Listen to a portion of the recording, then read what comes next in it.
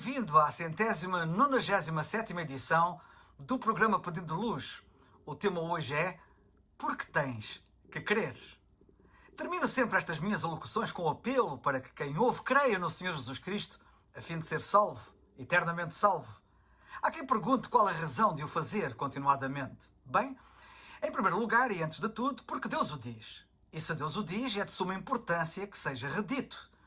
E se mais razão nenhuma houvesse, esta seria em si suficiente.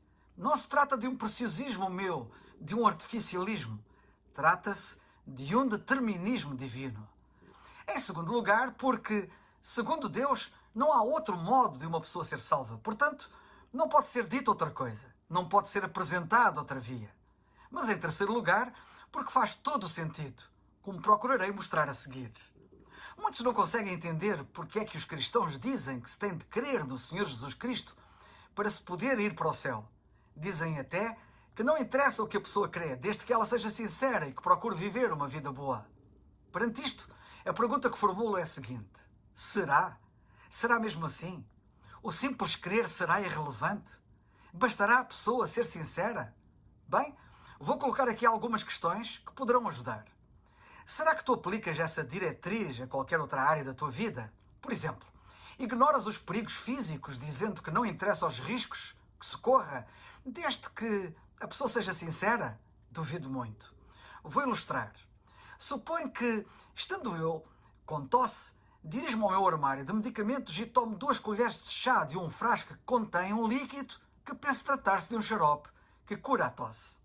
A verdade é que o rótulo do frasco, para o qual eu não atentei, diz que o conteúdo é perigoso se for ingerido, uma vez que foi concebido para simplesmente ser aplicado sobre a pele. Eu posso crer sinceramente que aquele medicamento cura a minha tosse, mas se eu o ingerir, a minha sinceridade não me salvará dos danos que certamente esse líquido me causará. Soube de um anestesista que estava a administrar oxigênio a um paciente. Quando a garrafa do oxigênio ficou vazia, o médico substituiu-a por outra cujo rótulo dizia claramente oxigênio. Quase de imediato, o paciente morreu. A autópsia do médico legista revelou envenenamento por dióxido de carbono. Após a investigação, descobriu-se que a nova garrafa continha dióxido de carbono puro e fora rotulada erradamente de oxigênio. O médico tinha sido sincero, mas estava errado. O fabricante negou qualquer irregularidade. Ninguém sabia como é que aquele trágico erro pôde acontecer, mas aconteceu. Felizmente esses erros são raros, mas no reino espiritual não são assim tão raros, pois ocorrem repetidamente. Em relação à salvação, não são poucos os que dizem: se eu for sincero, serei bem-sucedido. Bem, a Bíblia diz: há caminho que ao homem parece direito, mas o fim dele são os caminhos da morte. Provérbios 14:12. E diz mais: disse o Senhor Jesus Cristo, lemos em João 14:6, eu sou o caminho e a verdade e a vida, e ninguém vem ao Pai a não ser por mim. Sabe que a sinceridade é uma coisa e verdade é outra.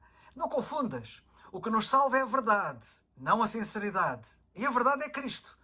E Ele é a verdade, como citei há pouco. Muitas vezes as pessoas confiam muito nos seus pensamentos, gerando desse modo uma sensação de segurança que pode ser falsa. Podem sinceramente acreditar que algo é verdade, mas ainda assim estarem completamente erradas, como acabamos de ver. Ora, a verdade que espiritualmente precisamos está na Bíblia. A Bíblia é a verdade, disse o Senhor Jesus Cristo um dia. Por isso, é para ela que temos que realmente atentar, se não quisermos ser surpreendidos por um dissabor trágico. Não te esqueças, sinceridade não é garantia de verdade. No caso do nosso destino eterno, algo tão super importante, visto que tem consequências eternas, temos que nos ater rigorosamente à verdade, a verdade que a palavra de Deus é, e não à mera sinceridade. Se quiseres saber sobre a eternidade, deves ouvir aquele que é chamado o Pai da eternidade, que é Deus. É isso que a Bíblia diz. A Bíblia diz que Deus ama-nos, e porque Ele nos ama, Ele providenciou o caminho para sermos perdoados dos nossos pecados e habilitar-nos assim a ficar com Ele para sempre no céu. Mas o que sucederá se nós ignorarmos a sua receita? Fiando-nos meramente na nossa sinceridade?